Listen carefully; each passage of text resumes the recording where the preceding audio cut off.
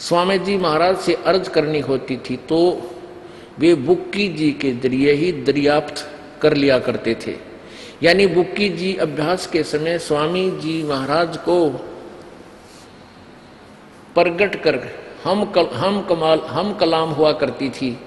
इस नियाजमंद को लेखक कहता है मेरे को भी जब कभी भीड़ के समय, आपत्ति के समय घबराहट होती और किसी तरह से अकल काम नहीं देती थी, तब बुक्की जी के जरिए से स्वामी जी महाराज का हुक्म लिया करता था और जैसा हुक्म होता वैसा ही मुवाफिक बंदा कारबंद होता था। इस तरह पर राय साहब ने भी मौज की थी, जो राधा स्वामी पंथ अलग से उसने बनाया कि बुक्की जी के जरिए 2-4 बार हुक्म हासिल किए थे।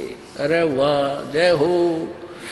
अब यह के हैं कि बुक्की जब सत्संग करते थे स्वामी जी, बुक्की की लाल आंख हो जाओ करती और बेहोश हो जाती। वो भूत था उसमें पहले भी, वह पड़ जाती लाल आंख कर देखे कि कितने समाधि लाए पड़े हो जाते हैं, तभी अब भूत आता है इनमें।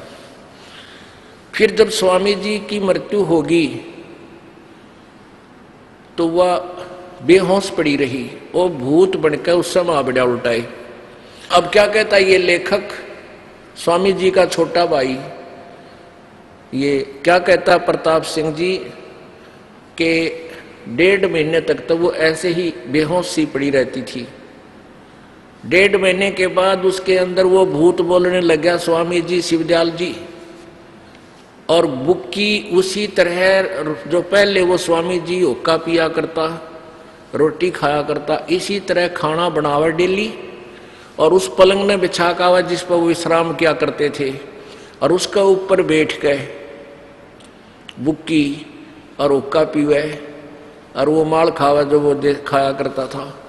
कहते हैं जैसे पहले स्वामी जी सब सेवा ग्रहण करते थे उसी प्रकार बुक्की के जरिए से वो ग्रहण करने लगे। ये देखिए फिर पढ़िएगा। 1.5 महीना तक यही हाल रहा, सबको खौफ हुआ कि इसकी देह छूट जाएगी। तब स्वामी जी को इनके दर्शन दिए स्वामी जी ने और फरमाया कि जिस तरह तुम सेवा पेशतर किया करती थी उसी तरह से करो। फिर उसी रोज से बुक्की जी भोग भी तैयार करती और मेरे पन्नी गली के मकान पर पहले दस्तूर के माफिक पलंग बिछाती और वो कब्रती और वो पलंग अभी तक बिछा रहता है। गरज की जिस तरह से पेशतर सेवा किया करती थी उसी तरह कुल काम करने लगी और स्वामी जी महाराज उनको ध्यान के समय प्रगट दर्शन देते थे और कुल सेवा उसी तरह कबूल करते थे जैसे अंतर्धान होने से पहले करते थे। यानी हुक्का भी पाड़ा करते और भाई वो माड़ भी खाते थे, रोटी और बुक्की खाया करती। एक भक्त ने बताया कि मेरा चाचा 15, 20, 25 वर्ष तक राधा स्वामी पंथ से संबंधित था और 2.5 घंटे ने ऊपर का चादर घेर कर नो कोल्लू सा गाड़ी लेता, कति सांस भी नहीं लेता, ना हलता टलता। 2.5 घंटे नहीं तो 2 तो जरूर सुबह शाम 2 करता था और वो मर गया।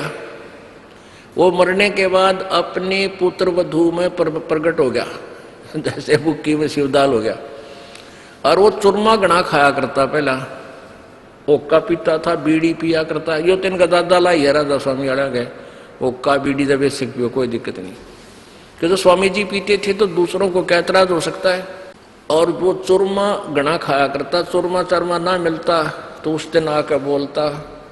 और कई बार ऐसे काम उसने उस अपनी पुत्र वधू में प्रवेश होकर बोले कि तुम्हारा ये नुकसान हो जाएगा, तुम ऐसे कर लो।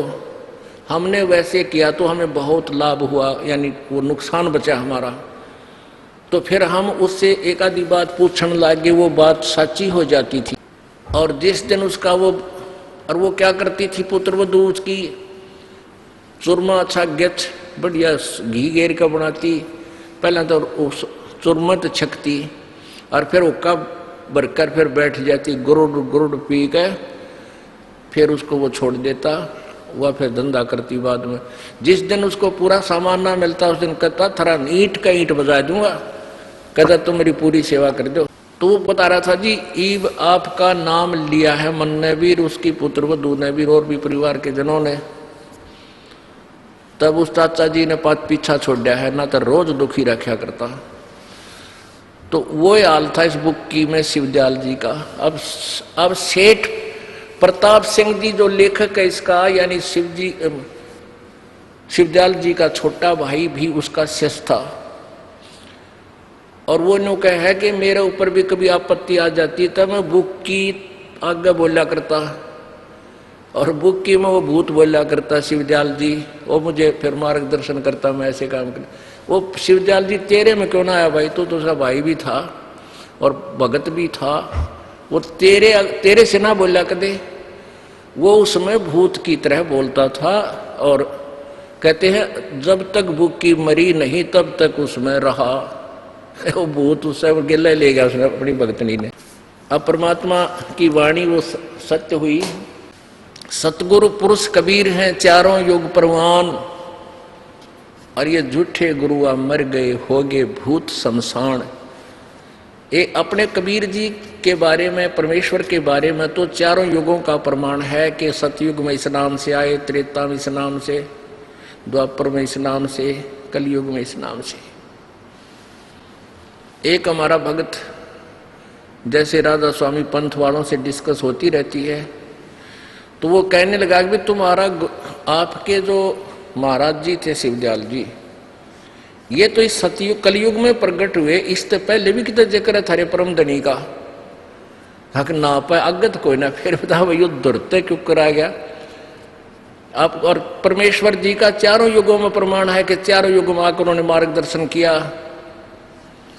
फिर वो भगत भी ने बोला भाई बात तो सच्ची है, ये परम धनी तो हमारा ही प्रकट हुआ है कलयुग में। तो ये कंप्लीट नहीं था, ये तो अज्ञानी, इनका ज्ञान में कुछ नहीं था। अब थोड़ी सी इनके ज्ञान की झलक से पता लगेगा ये भूत क्यों बने। ये तो भूत बनने थे, इनको ABCD का पता नहीं था। ये तुम बोल क्या रहे हो, कह क्या रहे हो। ये देखिएगा सार वचन वार्तिक, ये 2 मिनट में इसका सारा क्लियर हो जाएगा स्वामी जी परम धनी का क्या ज्ञान था। सार वचन वार्तिक राधा स्वामी, सारवचन राधा स्वामी वार्तिक, हजूर स्वामी जी महाराज, राधा स्वामी सत्संग व्यास। प्रकाशक हैं जगदीश चंद्र सेठी, सेक्रेटरी, राधा स्वामी सत्संग व्यास, डेरा बाबा जयमल सिंह।